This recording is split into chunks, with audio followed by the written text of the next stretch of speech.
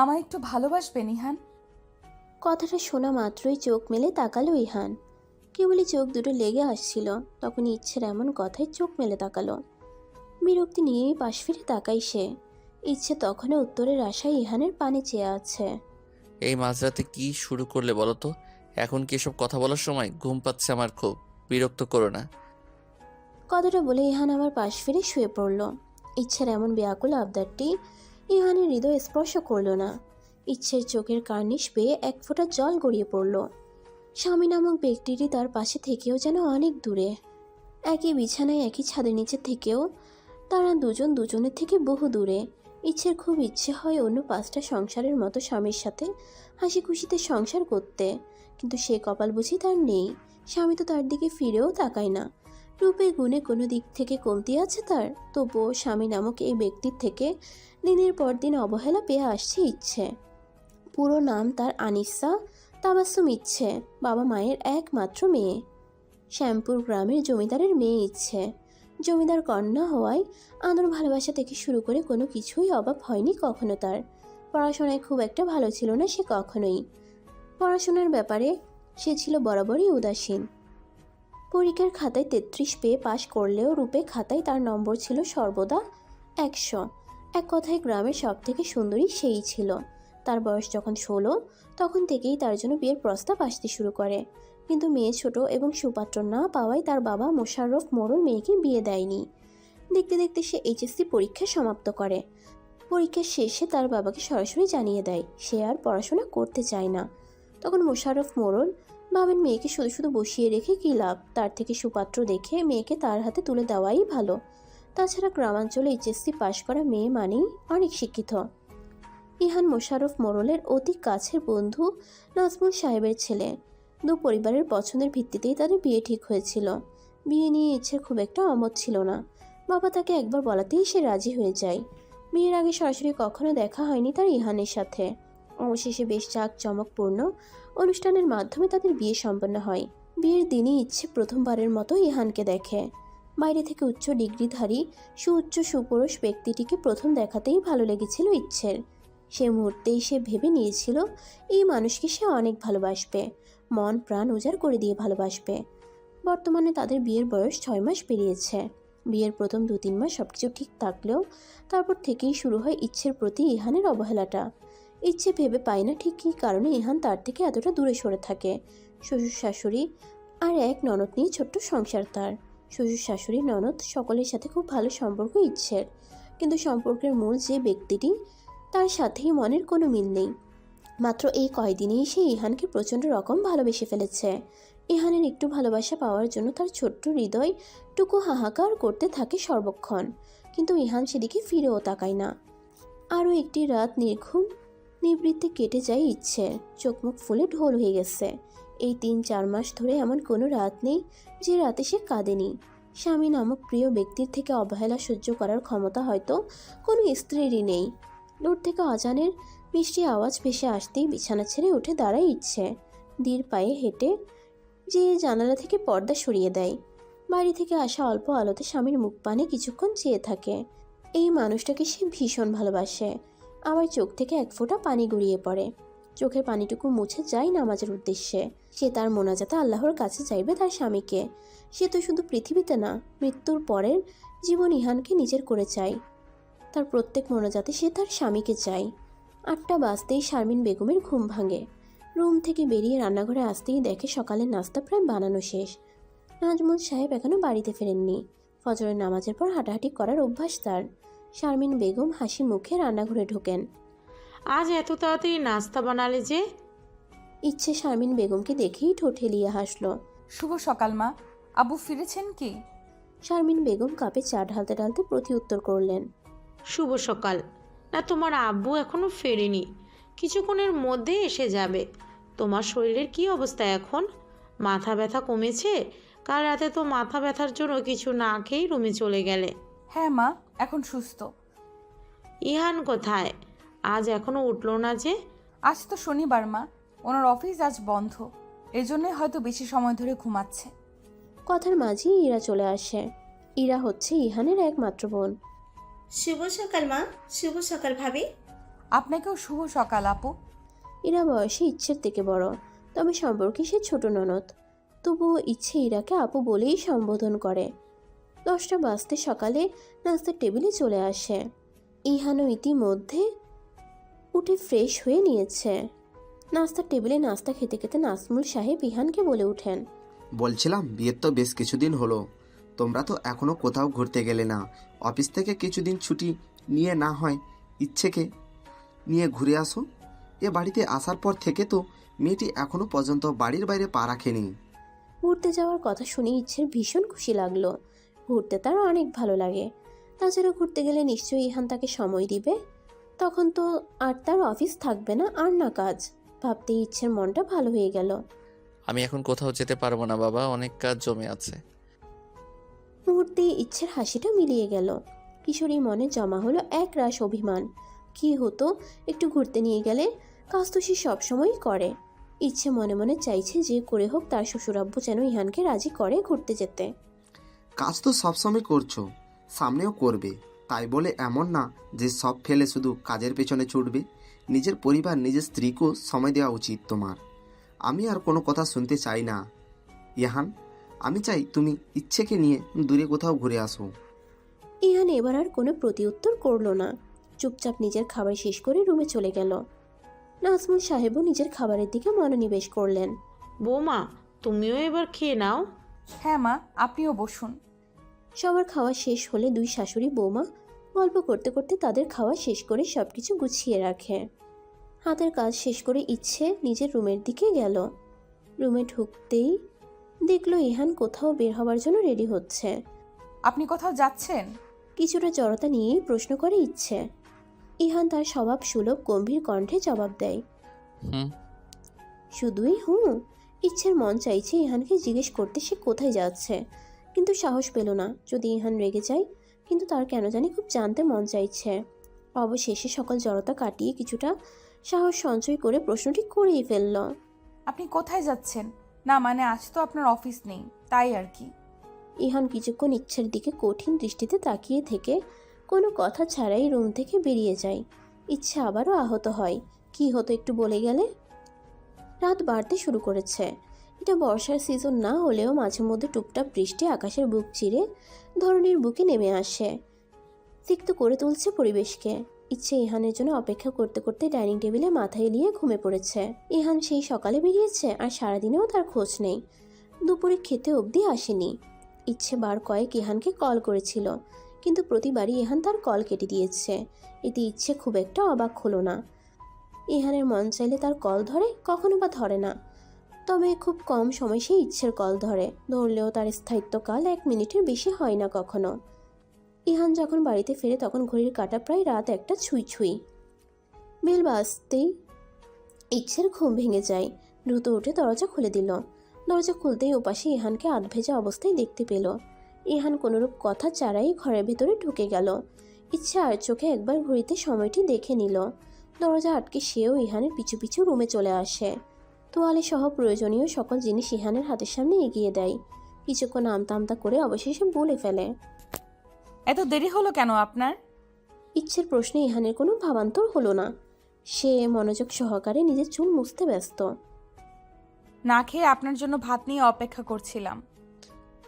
খেয়ে নাও, আমি খেয়ে এসেছি। কথাটি বলে বড় বড় পথ ফেলে বারান্দায় যেয়ে তোয়ালেটা নেড়ে দিল। বারান্দা থেকে ফিরে এসে বিছানায় ঘুমানোর জন্য শুয়ে পড়ল। আর একটি বাক্য উচ্চারণ করল না ইহান। ইচ্ছের খুব কান্না পাচ্ছে। কান্নাগুলো দলা পাকিয়ে গলার কাছে আটকে আছে। মুখ দিয়ে সে আর একটি কথাও বলতে পারল না। তার ইচ্ছা হচ্ছে ইহানকে বলতে, আপনার জন্য রোজ রাতে আমি অপেক্ষা করি ইহান, না খেয়ে বসে থাকি আপনার সাথে একত্রে খাবো বলে, আপনার পানের চেয়ে বসে থাকি দুটো কথা বলবো বলে। কি হয় আমার সাথে দুটো কথা বললে? খুব কি ক্ষতি হয়? আমার সাথে একদিন রাতের খাবারটা খেলে কি ক্ষতি হয় যদি একটু বুঝে নামাই? কিন্তু ইচ্ছে একটি কথাও মুখ থেকে বাইরে বের করতে পারল না। সে রুম থেকে বেরিয়ে সকল খাবার ফ্রিজে তুলে রাখে। আজও তার খাওয়া হয়ে ওঠে না। এ নিয়ে কত রাত সে উপসে কাটিয়েছে তার কোনো হিসেব নেই। ক্ষুধার যন্ত্রণা তাকে ছুতে পারে না এখন আর। মনের যন্ত্রণার কাছে এই যন্ত্রণা তো কিছুই না। ইহান ঘুম থেকে উঠে রুমের বাইরে বের হতেই দেখতে পাই তার শ্বশুর মোশাররফ মোড়ল এসেছেন। হঠাৎ করে এভাবে আসা ইহান অবাক হয়, তবে মুখে কিছুই বলল না। ইহানকে দেখে মোশাররফ মোড়ল হাসি মুখে তাকে কাছে ডাকেন। তা কেমন আছো বাবা? জি বাবা, আলহামদুলিল্লাহ। আপনারা সবাই ভালো তো? এই তো আছি। তা বাবা, মেয়েটাকে নিয়ে যেতে এলাম। কতদিন ও বাড়িতে যায় না। ওর মা তো রোজ রোজ কান্নাকাটি করে, নিজেরও খারাপ লাগে। তাই চলেই এলাম মেয়েকে নিয়ে যেতে। বলি বাবা, তুমিও চলো আমাদের সাথে, কিছুদিন না হয় বেরিয়ে এলে। না বাবা, আসলে অফিসে কাজের চাপ অনেক। এ সময় বেড়াতে যাওয়াটা বেমানান। কাজের চাপটা কমলে যে ঘুরে আসব। আপনি বরং ইচ্ছেকে নিয়ে যান। আরও কিছুক্ষণ দুজন কথা বলে একসাথে নাস্তা করে। তাদের সাথে নাজমুল সাহেবও যোগ দেয়। হাসি মজার মধ্যেই নাস্তাটা শেষ হয়ে যায়। কিছুক্ষণের মধ্যেই ইহান অফিসের উদ্দেশ্যে বেরিয়ে যায়।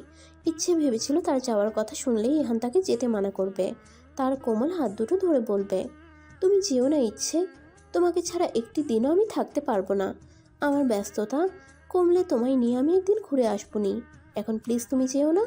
কিন্তু তেমনটা হয়নি। ইহান তাকে যেতে মানা করাটা তো দূরে থাক, সকাল থেকে তার সাথে একবার কথাও বলেনি। ইচ্ছের কিশোরী মনটা আরও একবার ভেঙে যায়, দু চোখের পানি উপচে পড়তে থাকে। সে মনে মনে ভেবে নেয় এবার গেলে সে 1 মাসেও ফিরবে না। তখন ইহান ঠিকই বুঝবে, ইহান তাকে ফিরে আসার কথা যতদিন না বলবে সে ততদিন ফিরে আসবে না। বেশি করে জামা কাপড় গুছিয়ে নিল সে। এবার সে কিছুতেই ফিরবে না, না মানে না, কিছুতেই না। ইচ্ছে শ্যামপুরে এসেছে আজ 2 দিন হলো। এই 2 দিনে ইহান একবারও কল দিয়ে তার খোঁজ নেয়নি। ইচ্ছেও রাগ করে ইহানকে কল করেনি। সে ভেবেছিল সে রাগ করে কল না করলে হয়তো ইহান তাকে কল করবে, কিন্তু ইহান তো ইহান, সে ভুলেও একবার কল করেনি। ইচ্ছে বার কয়েক ফোন চেক করেও যখন কাঙ্ক্ষিত মানুষটির কল পেল না, তখন কেঁদে ফেলল। ইচ্ছের ছোট্ট মনটাকে ইহান বারবার ভেঙে গুড়িয়ে দিচ্ছে। বিকেল হতেই পারুলের সাথে নদীর পাড়ে ঘুরতে বেরিয়েছে ইচ্ছে। নদীর পাড়টা ইচ্ছের খুবই পছন্দ। আগে যখন এখানে থাকতো তখন প্রতিদিন বিকেলে সে এখানে বসে প্রকৃতি উপভোগ করত। কি সুন্দর ঠান্ডা বাতাস। নিমিষেই মন ভালো হয়ে গেল ইচ্ছের। কেমন আছিস ইচু? অনেকদিন বাদে পরিচিত সেই কণ্ঠস্বর শুনতে পেরে পিছনে তাকালো ইচ্ছে।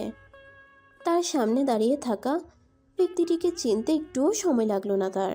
হাসান ভাই। হাসান নামের লোকটি ঠোঁট কামড়ে হাসল। ইচ্ছের ঠোঁটের কোণেও হাসির ঝলক দেখা দিল। কবে এসেছো হাসান ভাই? আল্লাহ, আমি তো কিছুই জানি না। সপ্তাহের মতো হয়েছে আমি এসেছি। এসেই শুনলাম ইচু পিচ্ছিটার নাকি বিয়ে হয়ে গেছে। বিয়ের কথা শুনতে ইচ্ছের মুখ লাল আভায় ছেয়ে গেল। হাসান বুঝলো ইচ্ছে লজ্জা পাচ্ছে, তাই সে কথা ঘুরিয়ে নিল। চাচিকে আমি মানা করেছিলাম তোকে জানাতে। ভেবেছিলাম তোকে একটা সারপ্রাইজ দেব। এই দেখ, তোকে সারপ্রাইজ দিয়ে দিলাম। ইচ্ছে এবার হাসি হাসি মুখে বলে উঠল, বুঝলাম। এবার বলো, বিয়ে করছো কবে? বিয়ের কথা শুনতেই হাসানের মুখে আধার নেমে এলো। সে বিদেশে যেয়ে ইচ্ছের সাথে যোগাযোগ রাখেনি। ভেবেছিল বিদেশ থেকে ফিরে ইচ্ছেকে সে নিজের মনের কথা জানাবে, কিন্তু ফিরে এসে জানতে পারলো ইচ্ছের বিয়ে হয়ে গেছে। কথাটা শুনেই যেন তার পুরো পৃথিবী থমকে গিয়েছিল। ইচ্ছে যখন সেদিন গ্রামে এসেছিল তখন সে ইচ্ছেকে দেখেও সামনে আসেনি। তখন সামনে আসলে হয়তো নিজেকে সামলে রাখতে পারতো না। এই জন্যই নিজেকে সামলে আজ 2 দিন পর তার সাথে দেখা করলো। হাসান সম্পর্কে ইচ্ছের দূর সম্পর্কে চাচাতো ভাই, তবে তাদের সাথে ইচ্ছেদের পারিবারিক সম্পর্ক খুবই ভালো। না রে পিচ্ছি, বিয়ে নিয়ে এখনো ভাবিনি কিছু। তবে বিয়ের চিন্তা ভাবনা মাথায় আসলে সবার আগে তোকেই জানাবো। ভাবতে ভাবতে তো বুড়ো হয়ে গেলে, আর কত ভাববে শুনি? নিজের বয়স দেখেছো? 2 দিন পর চুল পাকতে শুরু করবে।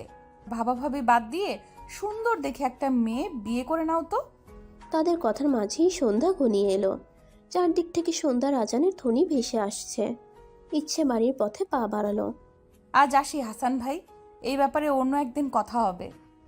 ইচ্ছে চোখের আড়াল হতেই হাসানের 2 চোখে পানি এসে জমা হলো। ছেলেদের নাকি কাঁদতে নেই, কিন্তু অতি কষ্টে সেই ছেলেরাও কাঁদে। যে মানুষটাকে পাওয়ার জন্য তার এত কষ্ট করা, ফিরে এসে সেই মানুষটাকে অন্য কারো অর্ধাঙ্গিনী হিসেবে দেখতে হবে, এটা সে কখনো ভাবেনি। তবে এখন সে দোয়া করে ইচ্ছে যেন সুখে থাকে। পৃথিবীর সকল সুখ যেন ইচ্ছের 2 হাতে ধরা দেয়। ইচ্ছে সুখ দেখেই না হয় সে তার বাকি জীবন কাটিয়ে দিবে। সে সিদ্ধান্ত নিল এদেশে আর থাকবে না, সে আবারও বিদেশে চলে যাবে।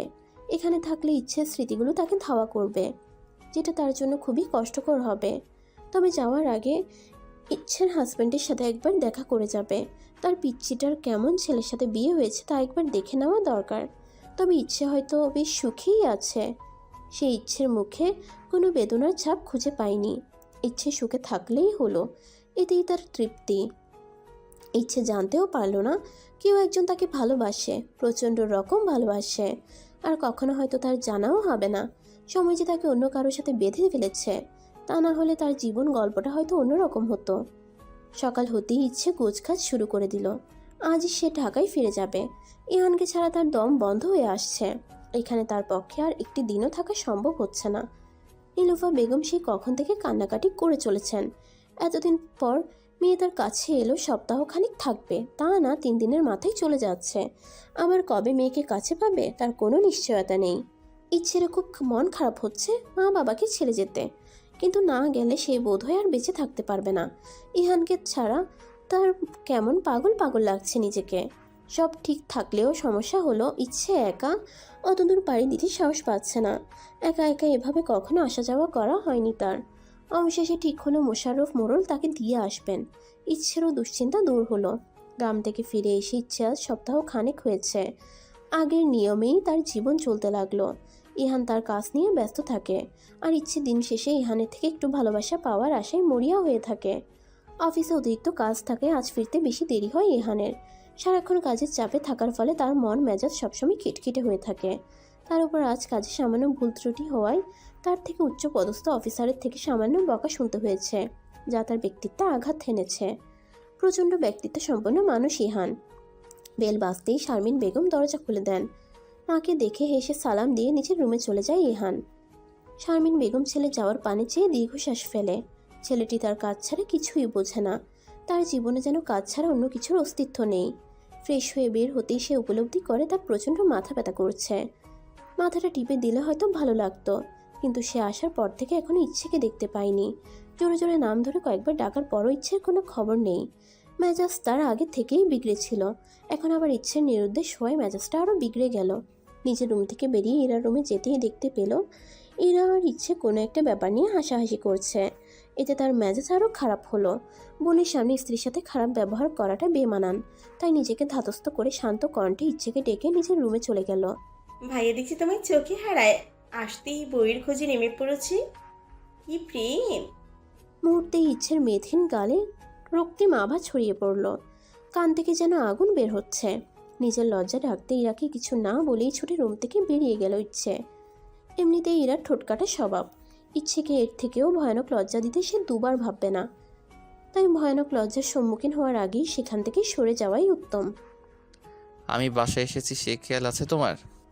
ইচ্ছে চুপচাপ দাঁড়িয়ে শাড়ির আঁচল হাতে পেঁচিয়ে চলেছে। রুমে আসতেই ইহানের রাগের সম্মুখীন হতে হয়েছে তাকে। একটু না হয় দেরি হয়েছে, তাই বলে এভাবে বকতে হবে? মাথা ব্যথা হচ্ছে খুব, মাথাটা টিপে দাও তো। বলেই বেডে শুয়ে পড়ল ইহান। ইচ্ছে ভেবেছিল ইহান তাকে আরো কিছু বলবে, কিন্তু এত অল্প থেমে যাওয়া ইচ্ছে বেশ অবাক হলো, আবার খুশিও হলো। সে আস্তে করে ইহানের পাশে বসলো। সে বুঝতেই ইহান তার মাথাটা ইচ্ছে কোলে রাখলো। ইচ্ছে এবার আরো অবাক হলো।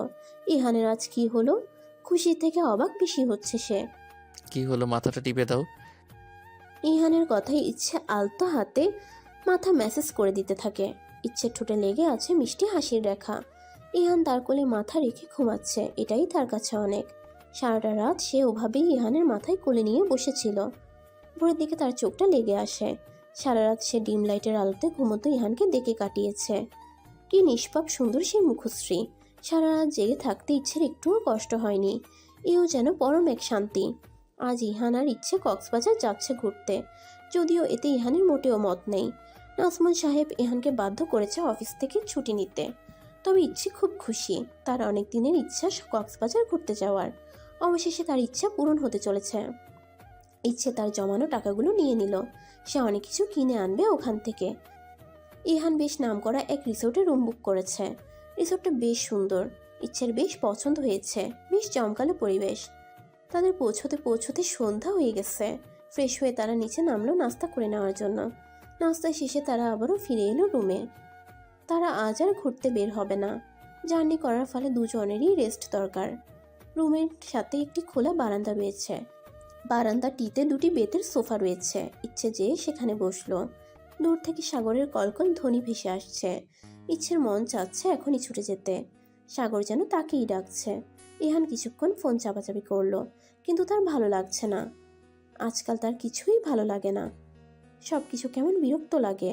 কাজের মাঝে নিজেকে ডুবিয়ে রেখেই সে শান্তি পায়। সে বেডে শুয়ে এপাশ ওপাশ করতে লাগলো। খারাপ লাগছে আপনার? ইচ্ছের কথা শোনা মাত্র ইহান নড়াচড়া বন্ধ করে দিল।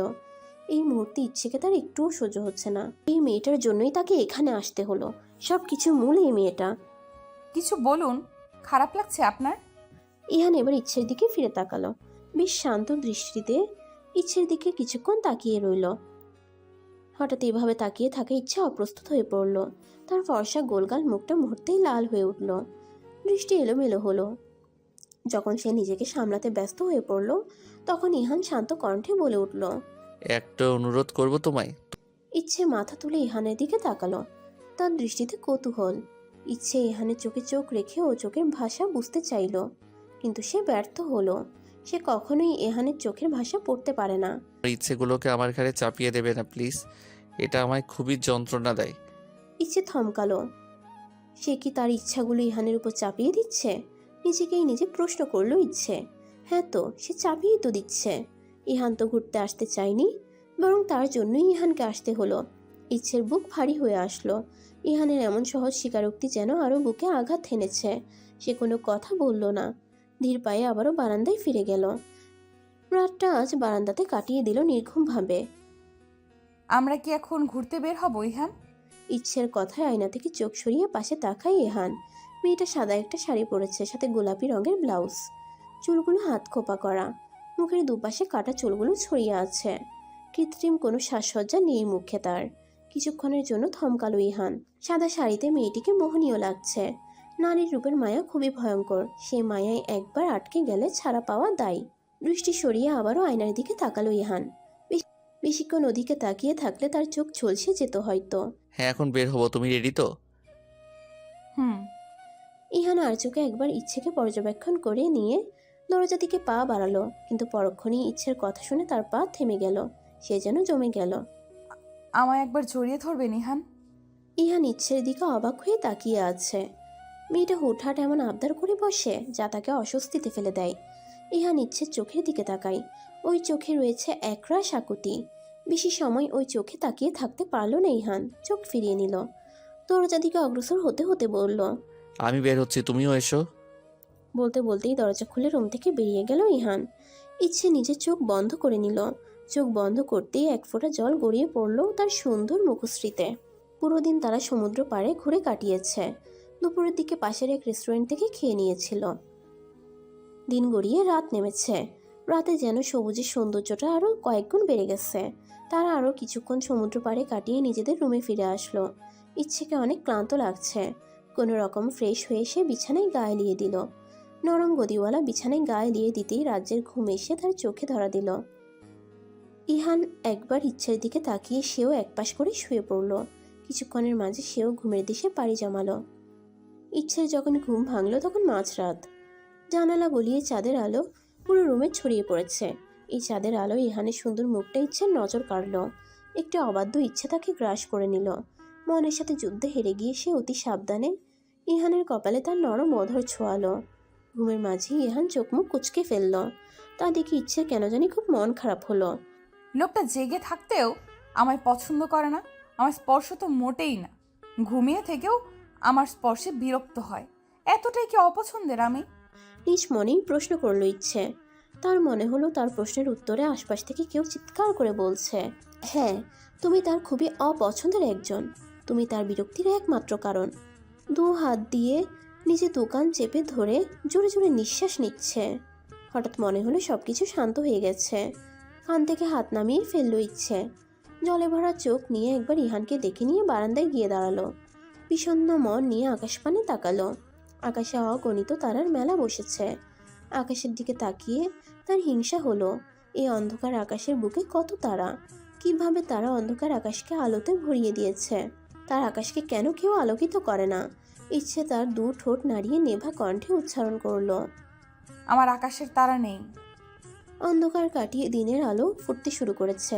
শীত শীত পড়েছে। এখন কার্তিক মাস, শীতের আগমনের আভাস পাওয়া যাচ্ছে। ভোরের ঠান্ডা হাওয়ায় বারবার কেঁপে কেঁপে উঠছে ইচ্ছে। মেঝেতে বসে সোফায় মাথা রেখে ঘুমিয়ে আছে মেয়েটা। ইহান ইচ্ছেকে এই অবস্থায় দেখে কপাল কুঁচকালো, বিড়বিড় করে বলল। কেয়ারলেস। একটি পাতলা কম্বল ইচ্ছের গায়ে জড়িয়ে দিল। ইচ্ছের এরূপ কাজে প্রচণ্ড বিরক্ত সে। মেয়েটা ঠিকঠাক নিজের খেয়াল নিতে পারে না, অথচ সারাটা সময় উল্টো পাল্টা আবদারের ঝুড়ি খুলে বসে। মেয়েটা ঠিকঠাক নিজের খেয়াল নিতে পারে না, অথচ সারাটা সময় উল্টো পাল্টা আবদারের ঝুড়ি খুলে বসে। ইহান বারান্দা থেকে যাওয়ার জন্য পা বাড়ালো, কিন্তু পরক্ষণে কিছু একটা ভেবে আবার ইচ্ছের পাশে এক হাঁটু গেড়ে বসে। ইচ্ছের মুখের দিকে কিছুক্ষণ তাকিয়ে থেকে আলতো হাতে গাল ছুঁয়ে দেয়। গাল ছুঁয়ে দিতেই ইচ্ছের ঠোঁটের কোণে হালকা হাসির রেখা দেখা যায়। ইহানের কপালে ভাঁজ পড়ে। সে গাল থেকে হাত তুলে ইচ্ছের মুখের সামনে নাড়ায়, কিন্তু ইচ্ছে চোখ মেলে না। ইহান এবার শিওর হয় ইচ্ছে ঘুমিয়ে আছে। ভাবতেই বুকে হাত দিয়ে ঝরে স্বস্তি নিঃশ্বাস ফেলে। সে ভেবেছিল হয়তো ধরা পড়ে গেছে। বিড়বিড় করে বলে ওঠে। বজ্জাত মেয়ে। বেলা বাড়তেই সূর্য তার সোনালি রশ্মি ছড়িয়ে দেয়। সূর্যের মিষ্টি আলোতে ঘুম ভাঙে ইচ্ছের। আড়মোড়া ভেঙে পিটপিট করে চোখ মেলে। ঘাড়ে ব্যথা অনুভব করছে। এভাবে ঘাড় বাঁকা করে ঘুমানোর ফল। ঘাড় চেপে ধরে উঠতে যেই সে অনুভব করলো তার গায়ে কিছু জড়িয়ে আছে। এতক্ষণে নিজের শরীরের দিকে নজর পড়ে ইচ্ছের। গায়ে কম্বল জড়ানো দেখে তার কপালের মাঝে ভাঁজ দৃঢ় হয়। পরক্ষণেই তা মিলিয়ে যায় এবং ঠোঁটে ফুটে ওঠে মিষ্টি হাসি। ইস, আজকের সকালটা এত সুন্দর কেন? সকালের খাবার খেতে একটি হোটেলে এসেছে তারা। ইহান লক্ষ্য করেছে সকালে ঘুম ভাঙার পর থেকে ইচ্ছে তার দিকে কামনার চোখে তাকাচ্ছে আর মিটিমিটি হাসছে। ইহান এখনো পর্যন্ত এই রহস্য উদ্ঘাটন করতে পারেনি, তবে সে থেমে নেই। সে বারবার মনে করার চেষ্টা চালাচ্ছে যে কি এমন কারণে ইচ্ছে এমন করতে পারে। ভোরের ওই বিষয়টি তো হতেই পারে না, কারণ ইহান বেশ কয়েকবার চেক করে দেখেছিল। সে কোনোভাবেই সমীকরণ মেলাতে পারছে না। এরই মাঝে তাদের খাবার চলে আসে। এখানের রেস্টুরেন্টগুলোতে বিভিন্ন সামুদ্রিক মাছের খুবই সুস্বাদু আইটেম পাওয়া যায়। খাবার আসতেই খাবারের সুন্দর স্মেল ক্ষুধা যেন আরও বাড়িয়ে তুলছে। ইচ্ছের নজর গেল তাদের পাশের টেবিলে বসা এক কাপলের দিকে। নিউ ম্যারিড কাপল হয়তো। ছেলেটি খুব যত্ন সহকারে মেয়েটির গালে খাবার তুলে দিচ্ছে। মুহূর্তেই ইচ্ছেরও মনে হলো ইহান যদি তাকে একবার খাইয়ে দেয় তাহলে ব্যাপারটা দারুণ হবে, তবে বলতে সাহসও পাচ্ছে না। যদি বকে, লোকটার তো আবার নাকের ডগায় রাগ থাকে। এই যে শুনুন। ইহান তাকালো, ভ্রু নাড়িয়ে জানতে চাইল কি হয়েছে। ইচ্ছে কিছুটা আমতা আমতা করে অবশেষে চোখ বন্ধ করে বলেই ফেলল। আমায় একটু আপনার হাতে খাইয়ে দিবেন? কথাটা শেষ করেই ইচ্ছে এক চোখ মেলল ইহানের মুখভাব পর্যবেক্ষণ করার জন্য। এদিকে ইচ্ছের হঠাৎ এমন আবদারে ইহানের গলায় খাবার আটকে গেল। সে কাশতে শুরু করলো। ইচ্ছে দ্রুত পানি বাড়িয়ে দিল ইহানের দিকে। কাশি থামতেই ইহান গরম চোখে ইচ্ছের দিকে তাকালো। ইচ্ছে তখন ভয়ে কাচুমাচু হয়ে রয়েছে। ফিরে চলো, তারপর তোমায় দেখে নিচ্ছি। ইহানের এমন হুমকি শুনে ইচ্ছের আর খাওয়া হলো না। সে যে কেন তখন ওটা বলতে গেল, আফসোস হচ্ছে তার বড্ড। ভয়ে সে এখন খেতেও পারছে না। হোটেল থেকে বেরিয়ে তারা এখানের মার্কেটে এসেছে। আজ তাদের এখানে শেষ দিন। কাল তারা আবার ফিরে যাবে ঢাকা। তারা একটি দোকানে গেল যেখানে ঝিনুকের তৈরি বিভিন্ন অর্নামেন্টস রয়েছে। ইচ্ছে বেশ কিছু জিনিস কিনল। তার নজর গেল কাচের কিছু চুড়ির উপর। তা দেখা মাত্রই ইচ্ছের কিনতে মন চাইল। চুড়ির প্রতি তার বরাবরই দুর্বলতা রয়েছে। শুনুন, আমায় কিছু চুড়ি কিনে দিবেন? চুড়ি আমার খুব পছন্দ। তোমায় তো আমি টাকা দিয়েছি কেনাকাটা করার জন্য, এগুলো কিনলে যখন ওটা কিনে নাও। মুহূর্তে ইচ্ছের মন খারাপ হয়ে গেল। সে চেয়েছিল ইহান নিজ হাতে তাকে চুড়ি কিনে দিক। সে আর চুড়ি কিনল না। ইহান ব্যাপারটা লক্ষ্য করেও পাত্তা দিল না।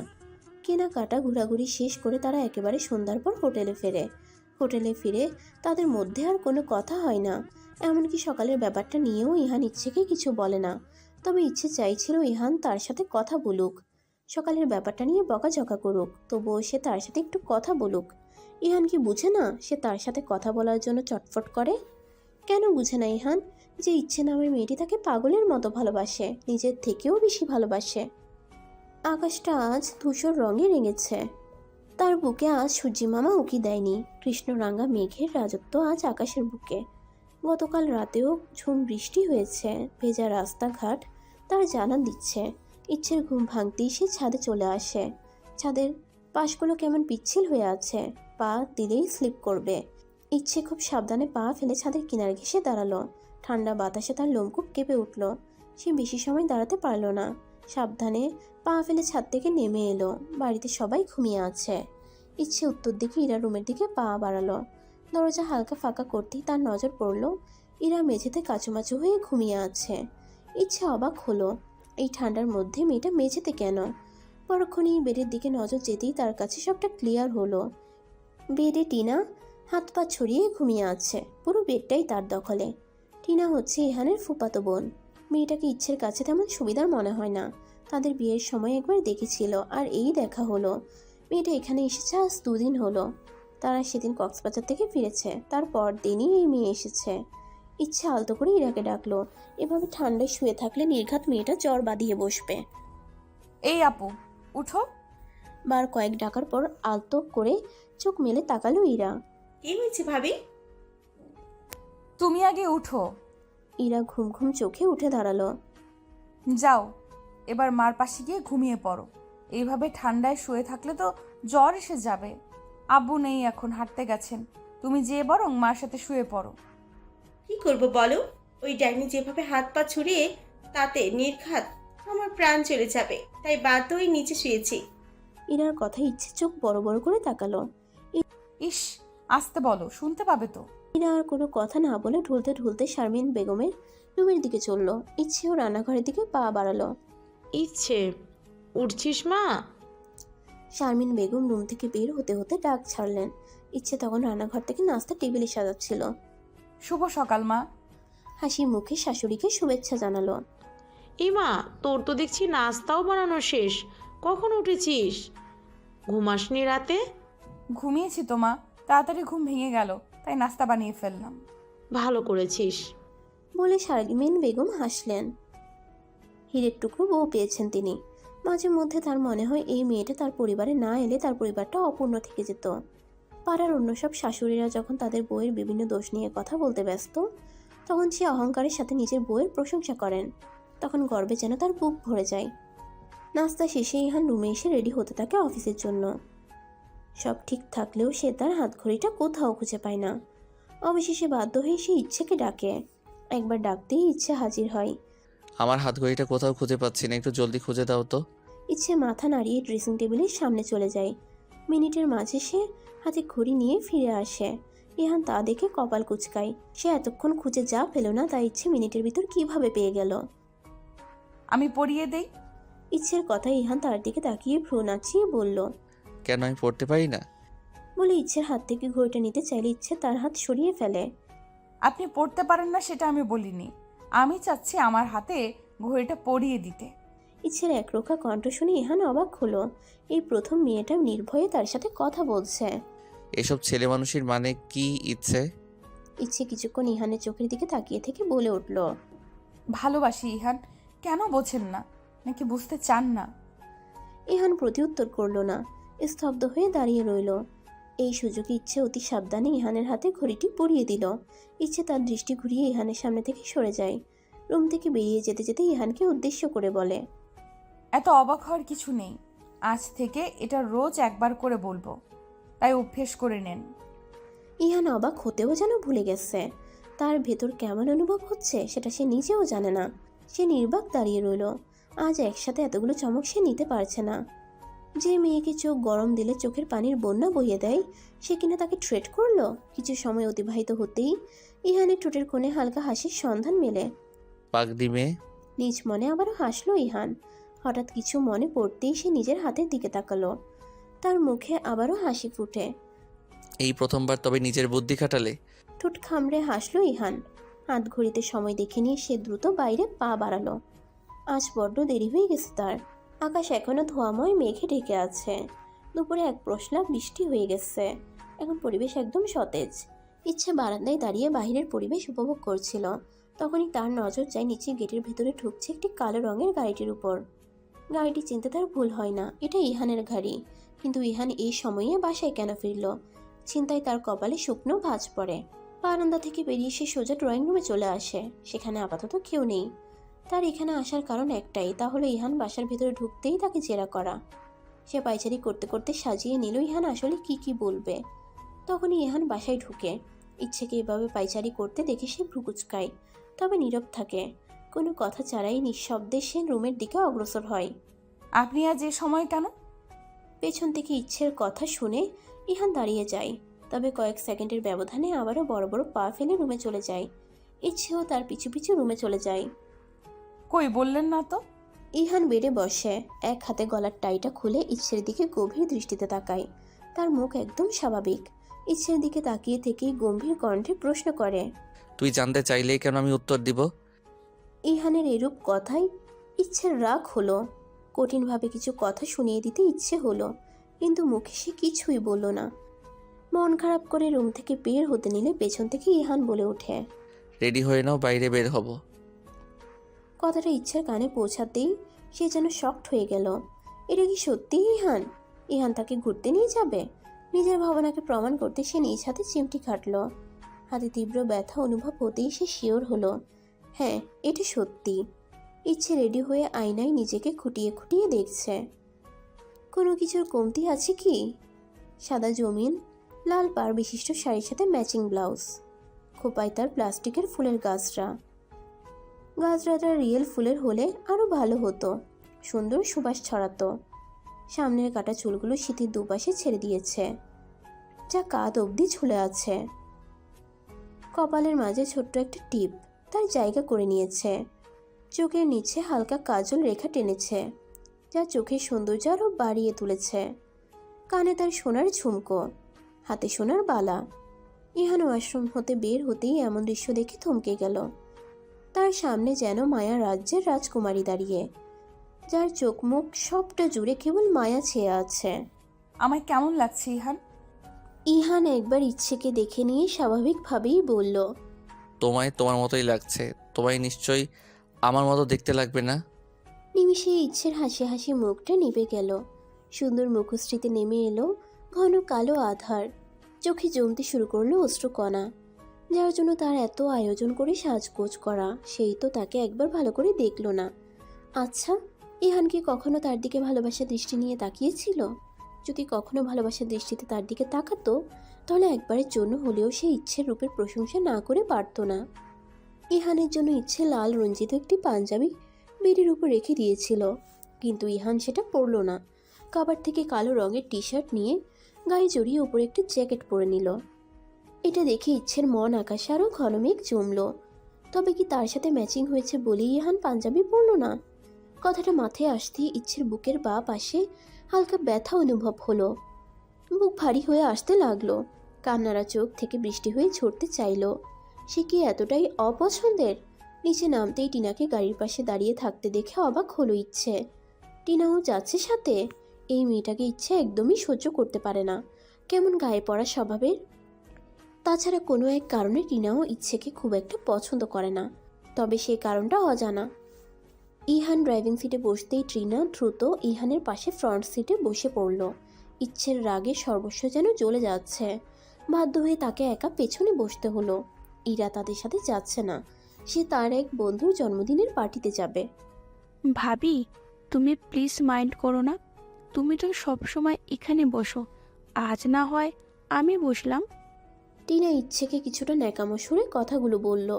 না না, ঠিক আছে, আমি মাইন্ড করিনি। মুখে মাইন্ড করিনি পড়লেও ভেতরে ভেতরে সে ঠিকই ফেটে যাচ্ছে। আজ ওয়েদারটা খুব সুন্দর, দেখছো ইয়ান ভাই?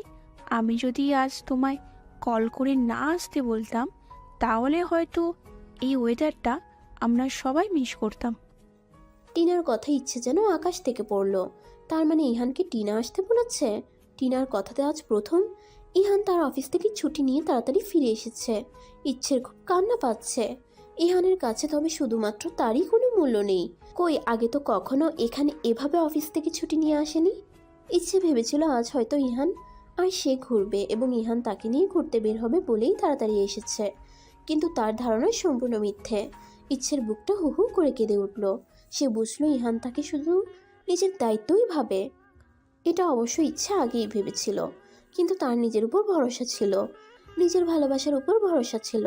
সে ভেবেছিল নিজের ভালোবাসা দিয়ে ইহানের মন জয় করে নিবে, কিন্তু না, তাদের ভালোবাসাটা হয়তো এই জন্মে আর হয়ে উঠবে না। তার এই মুহূর্তে আর ইচ্ছে হচ্ছে না কোথাও যেতে। মন বিষিয়ে উঠেছে তার।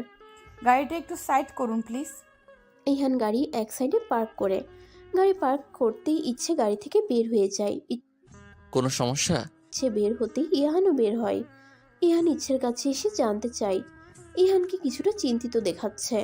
অন্য সময় হলে হয়তো ইহানের চোখে নিজের জন্য এই চিন্তাটুকুই দেখে ইচ্ছা অনেক খুশি হতো, কিন্তু এই মুহূর্তে তার সবকিছু বিষাক্ত লাগছে। ইহানের এই চিন্তিত মুখটিও তার বিরক্ত লাগছে। আমার প্রচুর মাথা ব্যথা করছে, আপনি প্লিজ আমাকে একটা রিক্সা ঠিক করে দিন, আমি বাসায় চলে যাই। ইচ্ছের কথায় ইহানের কপালের ভাঁজ দৃঢ় হলো। হঠাৎ করে কি হলো মেয়েটার? এই তো কিছুক্ষণ আগেও সব ঠিক ছিল। এরই মাঝে টিনাও গাড়ি থেকে বের হয়ে আসে। রিক্সা কেন, চলো আমরা ফিরে যাই, অন্য একদিন না হয় ঘুরে যাব, এসো। ইহান ইচ্ছের কথার প্রতি উত্তরে বলল, কিন্তু তৎক্ষণাৎ টিনা তার বিরোধিতা করে বলে উঠল, তা কিভাবে হয় ইয়ান ভাই? আমি তো 2 দিন বাদেই ফিরে যাব। তোমরা না হয় অন্য একদিন ঘুরো একসাথে। ভাবিকে রিক্সা করে দাও, ভাবি বাসায় ফিরে যাক। টিনার কথায় সম্মতি জানিয়ে ইচ্ছেও বলল। হ্যাঁ, সেটাই ভালো হবে। আসলে তার এই মুহূর্তে ইহানকে একদমই সহ্য হচ্ছে না।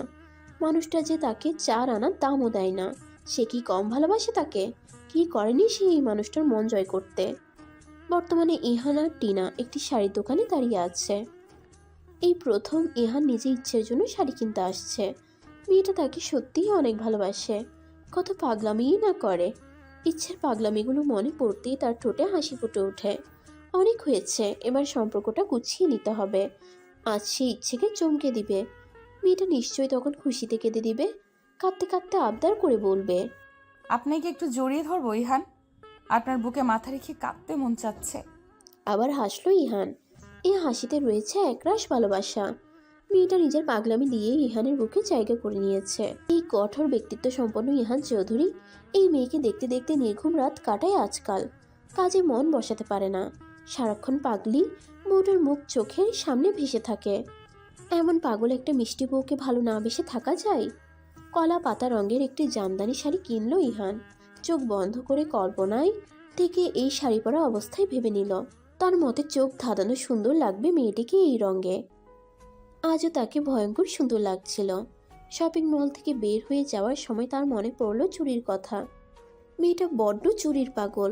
টিনাকে তাড়াতে বলে সে আবারও দৌড়ে একটি কসমেটিক্সের দোকান থেকে 1 ডজন রেশমি চুড়ি নিল। ইহানের আগ্রহ দেখে দোকানদার হেসে বলল, বউর জন্য বুঝি? ইহান প্রতি উত্তরে শুধু মিষ্টি করে হাসলো। তার হাসির অর্থ বুঝলো দোকানদার।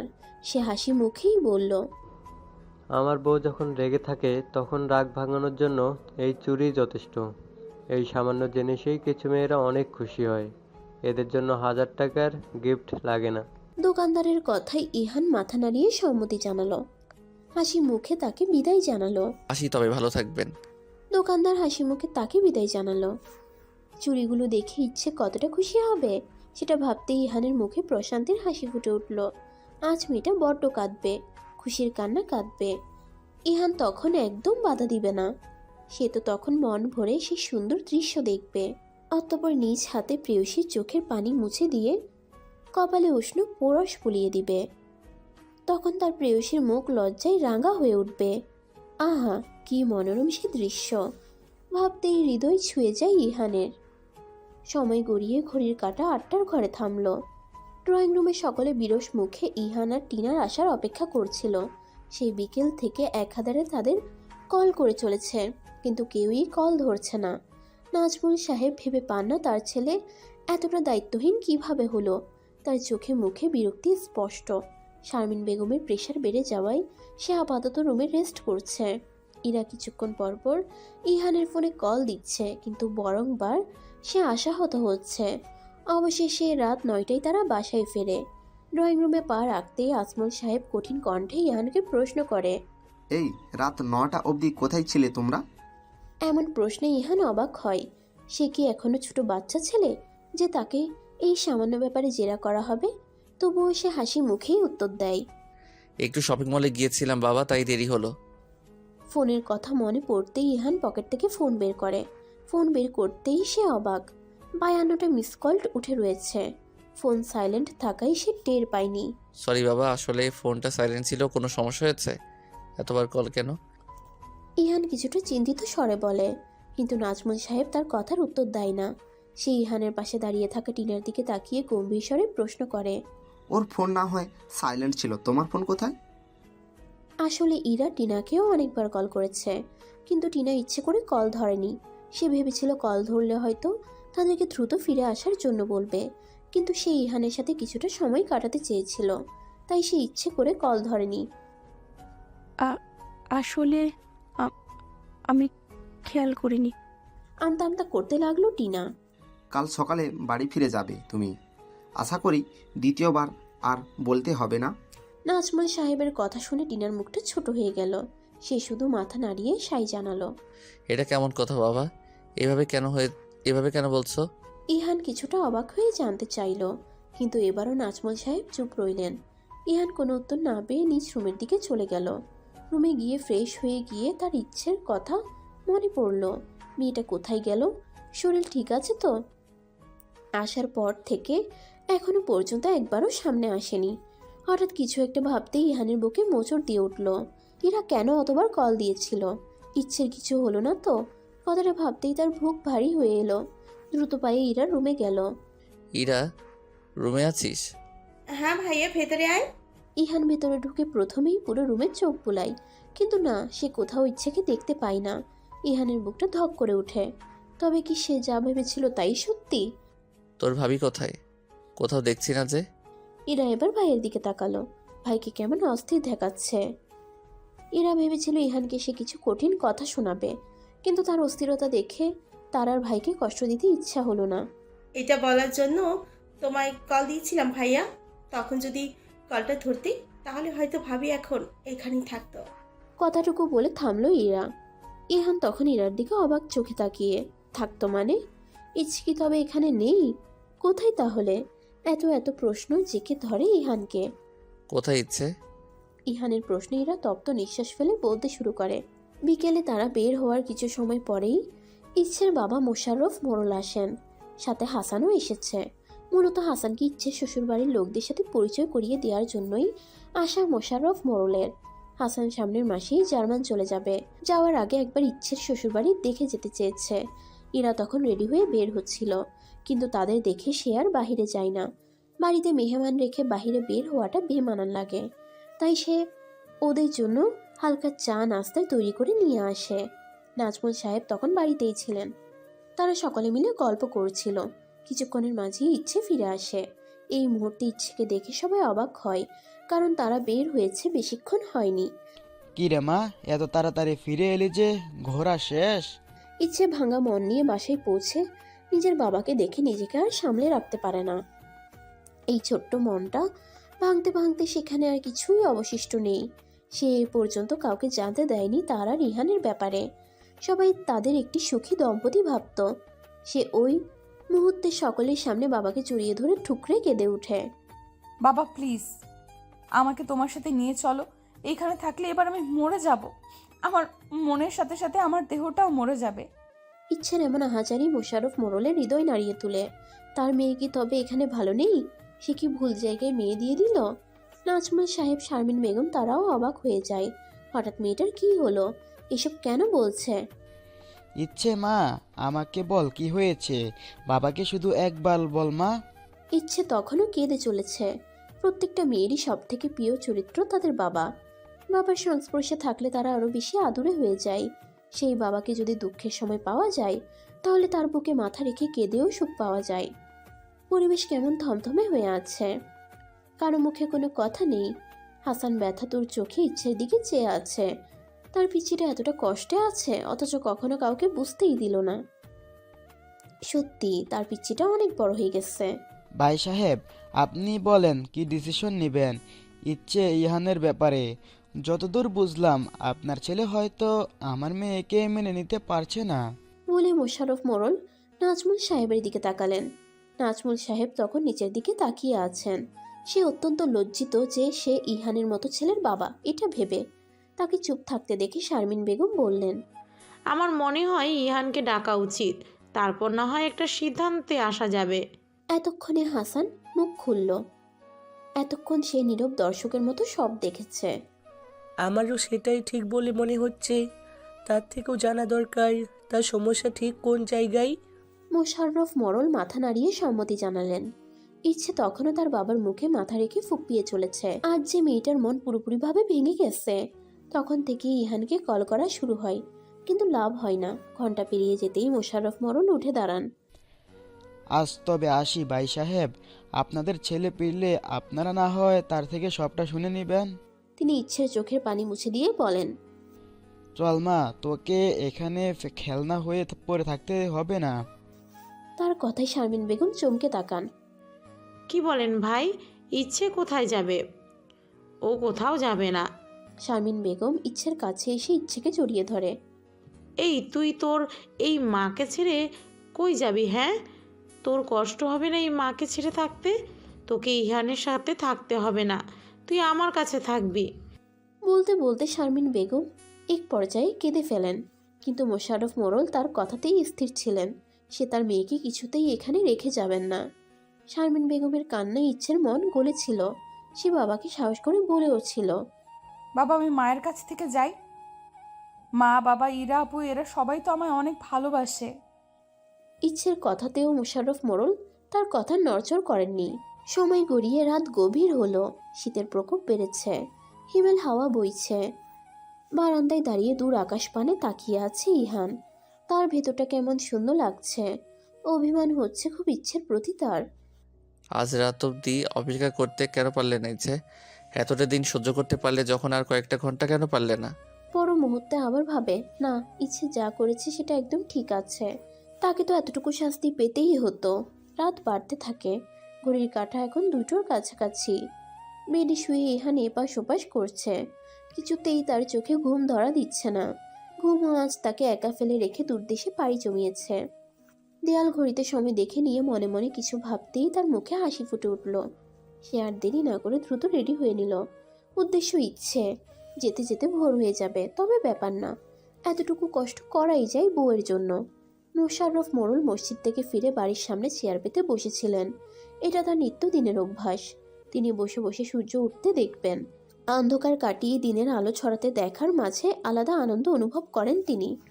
বাড়ির সামনে কালো রঙের গাড়িটি থামতেই মোশাররফ মোড়ল সেদিকে তীক্ষ্ণ দৃষ্টি নিক্ষেপ করলেন। এই ভোরে আবার গাড়ি করে কে এলো?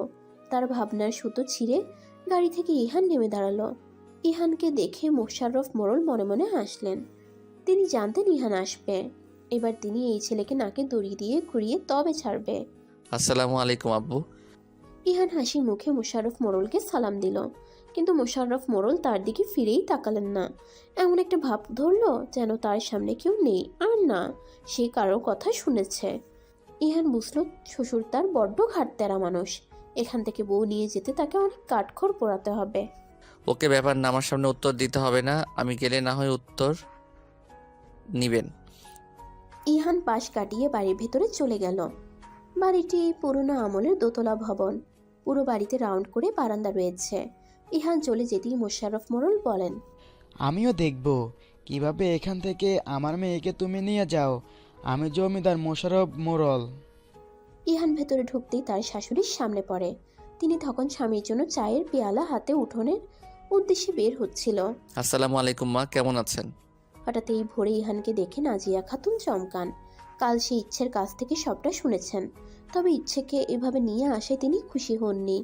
স্বামী স্ত্রীর ব্যাপার ওরা মিটাবে, সেখানে মেয়ের বাবার এখানে নাক গলানো তার পছন্দ হয়নি। এই ভোরে জামাইকে দেখে তিনি বেশ খুশি হন। আরে জামাই বাবা যে, এসো এসো, বসো। মনে হচ্ছে রাতে রওনা দিয়েছো। তুমি বরং ইচ্ছের ঘরে যাও, ওখান থেকে ফ্রেশ হয়ে এসো। আমি ততক্ষণে নাস্তা রেডি করে ফেলি। আর একটু ঘুমিয়ে নিও, রাতে তো ঘুমাতে পারোনি। মা ব্যস্ত হবেন না। ইহান আলতো হেসে বলল, তা কি করে হয় বলো তো, কয়দিন বাদে এলে। বলতে বলতে সে কাজের মেয়ে রেবেকাকে ডাকলেন। যে খালা কন, তোর দুলাভাইকে ইচ্ছের রুমটা দেখিয়ে দে। রেবেকা মাথা নাড়ালো। আহেন দুলাভাই। দোতলার ডান পাশের প্রথম রুমটাই ইচ্ছের। এইটাই আফামনির রুম। আফামনি ভিতরেই আছে, আমনে যান। আচ্ছা ঠিক আছে, তুমি এবার যেতে পারো। যে আচ্ছা। রেবেকা যেতেই ইহান রুমের দরজায় হালকা করাঘাত করে। সে জানে ইচ্ছে ভরে উঠে যায়, কিন্তু অনেক সময় কেটে যাওয়ার পরও যখন ভেতর থেকে আওয়াজ আসে না, তখন ইহান আলতো করে দরজা ঠেলে রুমে ঢুকে পড়ে। তার চোখ যায় বিছানায় কাঁথা গায়ে জড়িয়ে ঘুমিয়ে থাকা ইচ্ছের দিকে। মেয়েটা এখনো ঘুমিয়ে আছে, চোখ মুখ লাল হয়ে আছে, হয়তো সারা রাত কেঁদে কাটিয়েছে। ইহান নিঃশব্দে দরজা ভেতর থেকে বন্ধ করে দিল। হাতে থাকা জিনিসগুলো টেবিলে রেখে ফ্রেশ হতে চলে যায়। শহরের তুলনায় গ্রামের দিকে শীতের প্রকোপ বেশি। এখানে হাড় কাঁপানো শীত পড়ে গেছে। ফ্রেশ হয়ে বের হতেই ইহানের কাঁপাকাঁপি অবস্থা। সে ধীর পায়ে বেডের দিকে এগিয়ে গেল। অতি সাবধানে ইচ্ছের কাঁথার মাঝে নিজেকে মুড়িয়ে নিল। কিন্তু সমস্যা হলো, বেডে বালিশ একটাই, যা ইচ্ছের মাথার নিচে অবস্থান করছে। সে আর কিছু না ভেবে ইচ্ছের বালিশের এক কোণে মাথা রেখে ইচ্ছের গা ঘেঁষে শুয়ে পড়ল, আর হাত ধারা ইচ্ছের কোমর জড়িয়ে ধরে কোল বালিশ বানালো। উষ্ণ শরীরে হঠাৎ ঠান্ডা স্পর্শ পেয়ে ইচ্ছের পুরো শরীর কেঁপে উঠল। তৎক্ষণাৎ সে চোখ মেলে তাকালো। চোখ মেলতেই তার খেয়াল হলো সে এখন তার বাবার বাড়িতে নিজের রুমে শুয়ে আছে। তাহলে তাকে আষ্টে পিষ্টে এভাবে জড়িয়ে রেখেছে কে? মুহূর্তেই মনের মাঝে ভয় চেকে ধরল। মার কাছ থেকে সে অনেকবার শুনেছে জিনের গল্প। এখন রীতিমতো তার ভয়ে হাত পা কাঁপছে। ঘাড়ে কারো উষ্ণ নিঃশ্বাস অনুভব হচ্ছে। ভয়ে তার হাত পা অবশ হয়ে আসছে। কিন্তু তাকে ভয় পেলে চলবে না। যেভাবেই হোক রুম থেকে বের হতে হবে। ইচ্ছে এবার তার হাতের কোনোই দ্বারা আঁকড়ে ধরা ব্যক্তিটাকে আঘাত করে নিজেকে ছাড়ানোর চেষ্টা করতেই বিপরীতে থাকা ব্যক্তি কুঁকড়ে উঠল। এভাবে বুঝি কেউ তার বরকে আঘাত করে? ইহানের কণ্ঠ শুনতেই ইচ্ছে চমকে উঠে বসল। সত্যি ইহান তার সামনে। ইচ্ছে যেন বিশ্বাস করতে পারছে না। আঘাতটা ইহানের বুকে লেগেছে, বেশ জোরেই লেগেছে। ব্যথায় বুক চেপে চোখ মুখ কুঁচকে রেখেছে ইহান। ইচ্ছের খারাপ লাগলো, না বুঝেই সে অনেক জোরে আঘাত দিয়ে ফেলেছে ইহানকে। ইচ্ছে ব্যস্ত হয়ে ইহানের কাজ ঘেঁষে বসলো। দেখি কোথায় লেগেছে। আমি সত্যিই সরি, বুঝতে পারিনি এটা আপনি ছিলেন। ইচ্ছের চোখের দৃষ্টি চঞ্চল, চোখে মুখে ভয় স্পষ্ট। ইহানের ব্যথা পাওয়া নিয়ে সে খুবই আহত, সেটাই ইহান বুঝতে পারল। তাই সে আরও এক ধাপ এগিয়ে অভিনয় করতে শুরু করলো। বুকে খুব লেগেছে ইচ্ছে, খুব যন্ত্রণা হচ্ছে। এবার বেঁচে গেলেও পরবর্তীতে এমন হলে হয়তো আর বেঁচে থাকতে পারবো না। ইচ্ছের মুখে আদার ছেয়ে গেল, চোখে জলধারা নামতে লাগলো। কী সব বলছেন আপনি? অনেক কষ্ট হচ্ছে। দাঁড়ান, আমি ডাক্তার আনার ব্যবস্থা করছি। ইহান ইচ্ছের হাত ধরে আটকালো। ডাক্তারের চিকিৎসা করতে পারবে না ইচ্ছে, এর চিকিৎসা কেবল তোমাকে দিয়ে সম্ভব। ইচ্ছে কিছু না বুঝতে পেরে ইহানের মুখের দিকে চেয়ে রইল। ইহানের এই জটিল কথা তার বোধগম্য হলো না। বুঝলো ইচ্ছে তার কথার মানে বুঝতে পারেনি। আমায় একা রেখে চলে আসে আমি খুব আহত হয়েছি ইচ্ছে। ইচ্ছের চোখে চোখ রেখে বলল ইহান।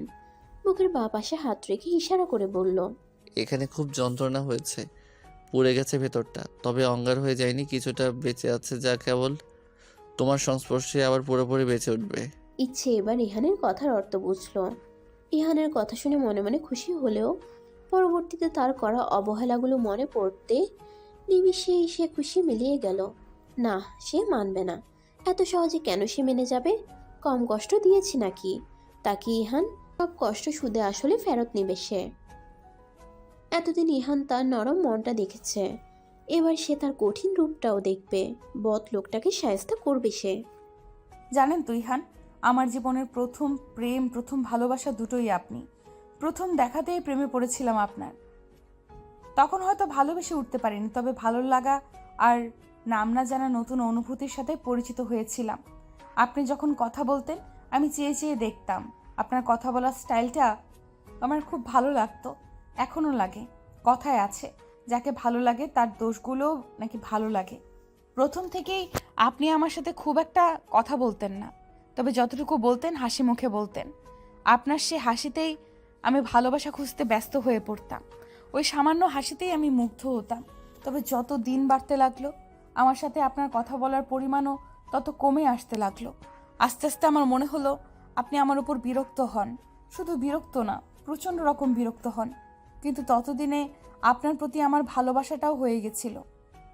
আপনার ভালোবাসা পাওয়ার জন্য দিন দিন তৃষ্ণার্ত হয়ে উঠছিলাম, বেসামাল হয়ে যাচ্ছিলাম। বারবার ছোট ছোট আবদার নিয়ে আপনার কাছে হাজির হতাম, কিন্তু প্রতিবারই আপনি আমায় আশাহত করে আমার ছোট্ট মনটাকে ভেঙে গুড়িয়ে দিতেন। কষ্ট পেতাম, কাঁদতাম। তবে এই বেহায়া মন আবারও নির্লজ্জের মতো আপনার কাছে ছুটে যেত। অভিমান যে হতো না তেমনটি নয়, অভিমান হতো, খুব অভিমান হতো, তবে অভিমানকে আমি প্রশ্রয় দিতাম না। অভিমানকে প্রশ্রয় দিলে হয়তো এতটা দিন আপনার অবহেলা সহ্য করতে পারতাম না। সহ্য ক্ষমতা হয়তো অনেক আগেই হারিয়ে ফেলতাম। কিন্তু আমি চাই না কখনো আপনার উপর থেকে আমার ভালোবাসা হারিয়ে যাক। আমি তো সারা জীবন আপনাকে ভালোবেসে কাটিয়ে দিতে চাই। আপনার থেকে অবহেলা পেয়ে রাতে যখন বারান্দায় দাঁড়িয়ে অন্ধকারের মাঝে নিজের কষ্টগুলোকে উড়িয়ে দিতাম, তখন অন্ধকার ওই আকাশের বুকে হাজার তারার মেলা দেখে খুব কষ্ট হতো। কারণ আকাশের বুকে হাজার তারার মেলা, আর আমার বুকের মাঝটা অন্ধকারে ঘেরা। তবে পার্থক্য হলো, তার বুকে উজ্জ্বল করে রাখার জন্য অনেক তারা রয়েছে, তবে আমার আকাশে কোনো তারা নেই। আপনার সকল অবহেলা সহ্য করতে পারলেও কালকের পাওয়া আঘাত আমি সহ্য করতে পারিনি। আমার স্বামীর কাছে আমার মূল্য না থাকলেও অন্য সবার মূল্য আছে। এই জিনিসটা কয়জনে মেনে নিতে পারবে বলতে পারবেন? কোনো মেয়েই মেনে নিতে পারবে না, আমিও পারিনি। দম বন্ধ হওয়া অনুভূতি হচ্ছিল। বলতে বলতে কেঁদে ফেললো ইচ্ছে। মেয়েটার অভিমান জমে জমে পাহাড় সমান হয়ে গিয়েছে। এই অভিমানের পাহাড় কবে ভাঙবে তার কোনো নিশ্চয়তা নেই। ইহান তখনও ইচ্ছের দিকে চেয়ে আছে। মেয়েটিকে সে সত্যিই অনেক কষ্ট দিয়ে ফেলেছে। নিজের কাছেই নিজেকে নর্দমার কীট মনে হচ্ছে। আসলে কি সে ক্ষমা পাওয়ার যোগ্য? এত পবিত্র ভালোবাসাকেও বারবার অবহেলা করার শাস্তি কী হতে পারে? তাকে সর্বোচ্চ শাস্তি দেওয়া হোক। সে নিজেই নিজের শাস্তি দাবি করবে। আমায় শাস্তি দাও ইচ্ছে, তবে ছেড়ে যেও না। একবার সুযোগ দাও আমায়, কথা দিচ্ছি দ্বিতীয়বার অভিযোগ করার মতো সুযোগ আমি দিব না তোমায়। ইহানের কথায় নীরব রইল ইচ্ছে। কিছু না বলেই সে বেড থেকে নেমে গেল। তারপর রুম থেকে নীরবে প্রস্থান করলো। ইহান বাধা দিল না, শুধু করুণ মুখে ইচ্ছে যাওয়ার পানে চেয়ে রইল। মেয়েটাকে ছেড়ে সে একদম থাকতে পারবে না। মেয়েটার চঞ্চলতার প্রেমে পড়ে গেছে সে। ওঠার ভালোবাসার আবদার করে বসা, ভিত চোখে তাকানো, আবার কখনো লজ্জায় লাল হয়ে যাওয়া। তার প্রত্যেকটা রূপই ইহানকে মুগ্ধ করে। কিন্তু নিজের কাজকে বেশি সময় দিতে যেয়ে ইহান এই সুন্দর চঞ্চল মেয়েটার মনে দাগ কেটে দিয়েছে। কাজ বাদে যে সুন্দর একটা পৃথিবী রয়েছে সেটা ইহান খুব দেরিতে বুঝতে পেরেছে। তবে এখনো খুব বেশি দেরি হয়নি তার। এখনো সুযোগ আছে সবটা গুছিয়ে নেওয়ার। পরবর্তীতে হয়তো আর এই সুযোগটা পাবে না। বেলা উঠেছে। মোশাররফ মোড়ল বাজার থেকে বড় ইলিশ মাছ এনেছে। বাজারের সব থেকে বড় আর তাজা মাছটি সে এনেছেন জামাইয়ের জন্য। শুধু তাই নয়, 2 কেজি খাসির গোস্ত আনিয়েছেন কাজের ছেলেটিকে পাঠিয়ে। জামাইয়ের আপ্যায়নে কোনো রকম ত্রুটি তিনি রাখতে চান না। বিয়ের পর এই প্রথম জামাই এলো। ইহানকে তার ভীষণ পছন্দ, কিন্তু মেয়ের সাথে ইহান কিছুটা অন্যায় করেছে, যার ফলে তিনি ইহানকে ছোটোখাটো হলেও শাস্তি দিবেন। একদম শাস্তি না দিয়ে ছেড়ে দিলে চলবে না, আর তার শাস্তির ধরনটাও হবে অন্যরকম। কাল রাতেই ইহান মোশাররফ মোড়লকে কল করেছিল। তাকে ইহান তখন সবটা বুঝিয়ে বলে। সে এটাও মেনে নেয় যে সে ইচ্ছের সাথে অন্যায় করেছে, তার জন্য তিনি যেমন ইচ্ছা শাস্তি দিতে পারেন। মোশাররফ মোড়লও ইহানকে শাস্তি পাওয়ার জন্য প্রস্তুত হয়ে নিতে বলেছিলেন। বর্তমানে জামাই শ্বশুরের মধ্যে এক প্রকার স্নায়ু যুদ্ধ চলছে। নীরবে সেই যুদ্ধ সামনের দিকে এগিয়ে চলেছে, যার সম্পর্কে আশেপাশের কোনো মানুষের ধারণা নেই। ইচ্ছার আম্মা, আজ খাসির গোস্ত তোমাকে রান্না করতে হবে না। মোশাররফ মোড়ল বলে ওঠেন নাজিয়া খাতুনকে উদ্দেশ্য করে। তার কথায় নাজিয়া খাতুন তাকে পাল্টা প্রশ্ন ছুড়ে দেয়। আমি না করলে কে করবে? মেয়েটা এখানে কিছুদিনের জন্য বেড়াতে এসেছে, এখনো কিছুটা রেস্ট নিক। রান্নাটা বরং আমিই করব, মেয়েকে করতে বলো না যেন। না না, সে ঠিক আছে, ইচ্ছে রেস্ট নিক। আমি ইচ্ছের কথা বলছি না, আসলে আজ রান্নাটা ইহান করবে। মোশাররফ মোড়লের কথা শুনে দাঁড়িয়ে থাকা সকলের চোখ বড় বড় হয়ে যায়। ইহান মাত্রই আপেলে কামড় বসিয়েছিল। শ্বশুরের এরূপ কথায় সে হতভম্ব হয়ে যায়। অবাক হচ্ছে সবাই? আসলে আমি নিজেও অবাক হয়েছিলাম যখনই জামাই বাবাজি এসে আমার কথাটি বলল। আমিও তো অনেকবার না করেছি, কিন্তু ও তো মানতে নারাজ। সে নাকি আজ নিজ হাতে খাসির গোস্ত রান্না করে আমাদের সকলকে খাওয়াবে। জামাইয়ের অবদান বলে কথা, না রেখেও তো উপায় নেই। ইহান বলার মতো কিছু খুঁজে পেল না। সে কথা বলতেই যেন ভুলে গেছে। অবাক হয়ে শ্বশুরকে দেখতে লাগলো। লোকটা কি সুন্দর করে তাকে ফাঁসিয়ে দিল। জীবনে এমন একটি শ্বশুর থাকলে আর কি লাগে। নাজিয়া খাতুন চোখ বড় বড় করে ইহানের দিকে চাইল। এই মুহূর্তে ইহান অস্বীকারও করতে পারছে না, তাই সে দ্রুত মাথা নাড়িয়ে বলল, হ্যাঁ হ্যাঁ, আসলে আমার খুব ইচ্ছে হলো এমনিতে ইচ্ছা হলো একটু রাতে আর কি। হে হে হে। মোশাররফ মোড়ল ইহানের দিকে তাকিয়ে বিশ্ব জয় করা একটি হাসি দিল। এই হাসির অর্থ কেমন দিলাম? ইচ্ছে এতক্ষণ যাবৎ জামাই শ্বশুরকে পর্যবেক্ষণ করেছিল। সে শিওর এরা দুজন মিলে কোনো তালগোল পাকাচ্ছে। ইহানের অসহায় মুখ আর তার বাবার মুখে হাসি দেখেই সে বুঝতে পারল তার সন্দেহই ঠিক। তবে তার ইহানের জন্য খুব মায়া লাগছে। বেচারা একটা ডিমও ঠিক করে ভাজতে পারে না। তার থেকেও বেশি আফসোস হচ্ছে তার আজ বোধহয় আর তার খাসির গোস্ত খাওয়া হবে না। 2 কেজি গোস্ত বোধহয় পুরোটাই নষ্ট হয়ে যাবে। দুপুরের দিকে বেশ প্রখর রোদ উঠেছে। জমিদার বাড়িতে সবাই দুপুরের ভোজনের জন্য তৈরি হয়ে গিয়েছে। তাদের সকলের মাঝে টানটান উত্তেজনা কাজ করছে। বাড়ির জামাই রান্না করেছে বলে কথা। রিহানকে জব্দ করতে পেরে মোশাররফ মোড়ল বেশ খুশি। কেবল তো একটা চমক শেষ হলো। যখন সবাই ইহানের রান্না খেয়ে মুখ কুচকাবে তখন আরও মজা হবে ভেবেই বাঁকা হাসলো মোশাররফ মোড়ল। সে আজ তার জামাইকে খুব ভালোভাবে জব্দ করতে পেরেছে। চেয়ারে আয়েশ করে বসে আছেন তিনি। ইহান নিজের হাতে সবাইকে সার্ভ করে দিয়েছে। রান্নার চেহারা দেখে সেটাকে খুবই সুস্বাদু লাগছে। মোশাররফ মোড়লের প্লেটে বেশি করে মাংস দিতে গেলে মোশাররফ মোড়ল বলে উঠলেন, না না জামাই, এত দিও না, এই এক টুকরোই যথেষ্ট। আমি আবার গোস্ত বেশি একটা পছন্দ করি না। শ্বশুরের কথায় ইহান বাঁকা আসলো। শ্বশুর মশাই, আপনার কথাই তবে থাকলো, পরবর্তীতে চাইলেও কিন্তু আমি আপনাকে আর দিব না। ইহানের কথায় মোশাররফ মোড়ল মনে মনে হাসলেন। মনে মনে বলতে থাকলেন, কি যে রান্না করেছো আল্লাহ মাহমুদ জানেন। এই এক টুকরো আমি শেষ করতে পারবো কি না সেটাই সন্দেহ, তারপর তো আবার চেয়ে নেওয়া। তবে ইচ্ছে খুব খুশি মনে মনে। বেশ কয়েক টুকরো মাংস নিজের প্লেটে তুলে নিল। তার বরের হাতের রান্না সে না খেলে হবে? ভালো হোক কিংবা খারাপ, সে আজ এই গোস্ত দিয়েই ভাত খাবে। প্রথম লোকমা গালে দিতেই সবাই চোখ বড় বড় করে ইহানের দিকে চাইল। তা দেখে ইহান বৈশাচিক আনন্দ পাচ্ছে। সে শুধু মোশাররফ মোড়লের এক্সপ্রেশন দেখতে চাচ্ছে। সবার এমন চোখ বড় বড় করে তাকানো দেখে মোশাররফ মোড়লও খাবার গালে তুলে নিলেন। তার চোখ ছানা বড়া। ইহানের দিকে চাইতেই ইহান তাকে চোখ টিপ দিল, যার অর্থ আমিও কম নই। আসলে ইহান রান্না পারে না, এটা পুরো একটি ভুল কথা। ইহান খুব সুন্দর রান্না পারে। সে যখন লন্ডনে থেকে পড়াশোনা করেছিল তখন সে একা রান্না করে খেত। তবে দেশে ফেরার পর থেকে রান্নার প্রতি টান উঠে গিয়েছিল। যে কারণে সে রান্না পারে এটা আজ অবধি কেউ জানতে পারেনি।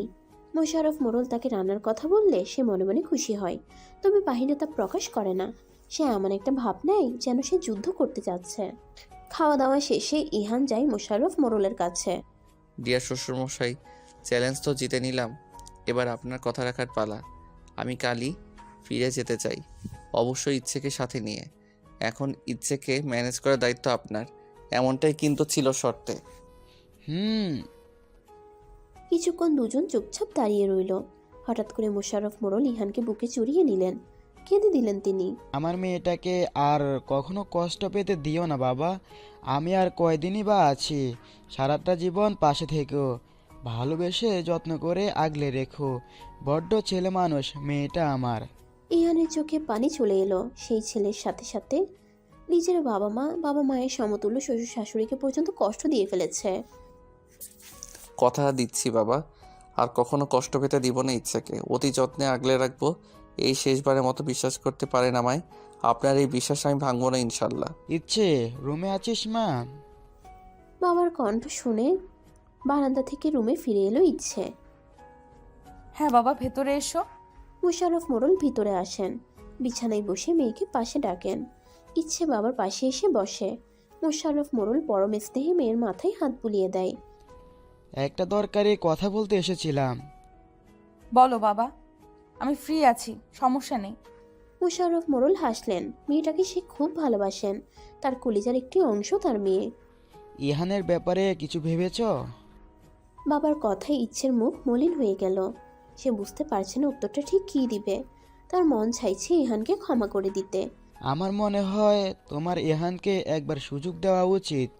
সে যেহেতু তার ভুল শুধরে নিতে চাইছে, সেহেতু তাকে তার ভুল শুধরে নেওয়ার একটা সুযোগ অবশ্যই দেওয়া উচিত। ইচ্ছে এবারও নীরব রইল। দেখো মা, আমি তোমায় জোর করছি না। তুমি যেটা চাইবে অবশ্যই সেটাই হবে। আমি শুধু তোমাকে বোঝালাম। এবার সিদ্ধান্ত তোমার হাতে। আমি তার সাথে যেতে চাই বাবা। মেয়ের কথায় হাসি ফুটে উঠল মোশাররফ মোড়লের। মেয়েটা তার অল্পতেই বুঝতে পারে। আচ্ছা, তবে তৈরি হয়ে থেকো, ইহান হয়তো রাতেই রওনা হবে। আবারও মেয়ের মাথায় হাত বুলিয়ে তিনি কক্ষ থেকে বেরিয়ে গেলেন। ইচ্ছের মুখেও প্রশান্তির হাসি। আজ নদীর পাড়টা কেমন নির্জীব পড়ে আছে। এক ব্যর্থ প্রেমিকের চোখের পানি হয়তো তাকেও আহত করেছে। হাসান চোখ বন্ধ করে পানিতে পা ভিজিয়ে বসে আছে। এমন সময় সে আর ইচ্ছে এখানে বসে এভাবেই পা ভিজিয়ে নানান গল্প করত। সেই মধুর সময়গুলো বড্ড মনে পড়ছে তার। আজই হয়তো এই গ্রামে তার শেষ দিন। আর কবে ফিরবে তার কোনো নিশ্চয়তা নেই। সে ইচ্ছের থেকে পালিয়ে বেড়াচ্ছে। ইচ্ছের ওই চোখের দিকে তাকিয়ে সে হয়তো তার মনের অবাধ্য অনুভূতি ধরে রাখতে পারবে না। হাসানের চোখের সামনে আজ সকালে দৃশ্যপট ভেসে উঠল। মোশাররফ মোড়লের থেকে হাসান ইহানের ব্যাপারে সবটাই জেনেছে। ইচ্ছে আর ইহানের মিল হয়ে গেছে ভেবে সে সিদ্ধান্ত নিয়ে নেয় ফিরে যাওয়ার। সকালে সে ইচ্ছেদের বাড়িতে গিয়েছিল ইচ্ছের থেকে বিদায় নিতে, কিন্তু বাড়ির সদর দরজায় দাঁড়াতেই তার চোখ যায় ছাদে বসে থাকা কপত কপতির দিকে। ইচ্ছে ইহানের কাঁধে মাথা রেখে হাত নাড়িয়ে নাড়িয়ে হেসে হেসে কিছু বলছে, যা শুনে ইহানও মিষ্টি করে হাসছে। আবার কখনো কখনো হাত দিয়ে ইচ্ছের মুখের সামনে ছড়িয়ে থাকা অবাধ্য চুলগুলো সরিয়ে দিচ্ছে। তাদের দেখেই বোঝা যাচ্ছিল দীর্ঘ এক বিরহের পর তারা মিলিত হয়ে খুবই আনন্দে সময় পার করছে। হাসান কিছু সময়ের জন্য থমকায় ইচ্ছের ওই হাসি মাখা মুখ দেখে, কিন্তু পরক্ষণেই চোখ সরিয়ে নেয়, কারণ অন্যের অর্ধাঙ্গিনীর রূপে মুগ্ধ হওয়ার অধিকার তার নেই। সে আর যায়নি ইচ্ছের থেকে বিদায় নিতে, ফিরে এসেছিল তখনই। তাদের ভালোবাসার সুন্দর মুহূর্তগুলোতে প্রবেশ করে তাদের বিরক্ত করতে চায় না সে। আধার ঘনিয়ে এসেছে। হাসান উঠে দাঁড়ায়। দীর্ঘ এক নিঃশ্বাস ছেড়ে সে বাড়ির পথে রওনা দেয়। তার ফেলে যাওয়া এই নিঃশ্বাসে ছিল ভালোবাসা হারানোর এক তীব্র বেদনা, ছিল এক বুক ব্যর্থতার গল্প, ছিল এক ব্যর্থ প্রেমিকের কাহিনী, যার সাক্ষী কেবল এই নদী। ইচ্ছে, আমার ওয়ালেটটা কোথায়? বেডের উপর রাখা আছে সব। রান্নাঘর থেকে চিৎকার করে জানালো ইচ্ছে। ইহানের এবার মেজাজ খারাপ হলো। এই মেয়েটা একটুও বুঝে না, সে এখন ইচ্ছেকে একান্তভাবে চাইছে। ইচ্ছে, আমি পাচ্ছি না। ইচ্ছে বুঝলো সে না যাওয়া অবধি কিচ্ছু খুঁজে পাবে না। হাতের কাজটা ইরাকে দেখতে বলে সে রুমের দিকে এগিয়ে গেল। রুমে ঢুকতেই ইহান ইচ্ছের হাত টেনে ধরলো। এত ব্যস্ততা কেন? এবার আমি কাকে বিচার দিব শুনি? ইহানের অভিযোগে ঠোঁট চেপে হাসলো ইচ্ছে। একটু একটু রিভেঞ্জ নিচ্ছি, এই আর কি। ইচ্ছের কথায় ইহান হেসে ফেলল।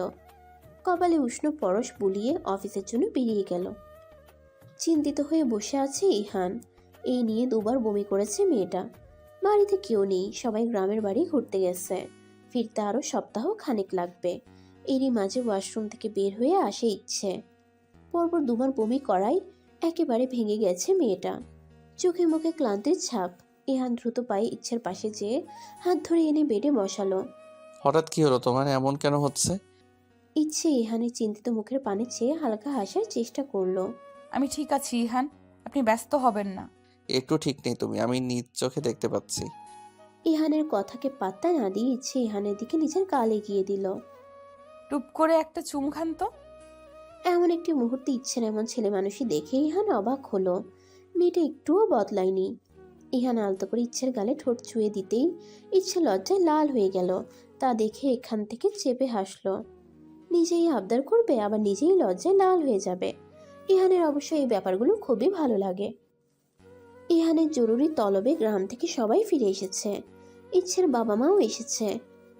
এই মুহূর্তে সবাই ড্রয়িং রুমে ইহানের জরুরি তলবের কারণ জানার জন্য উৎসুক জনতার ন্যায় বসে আছে।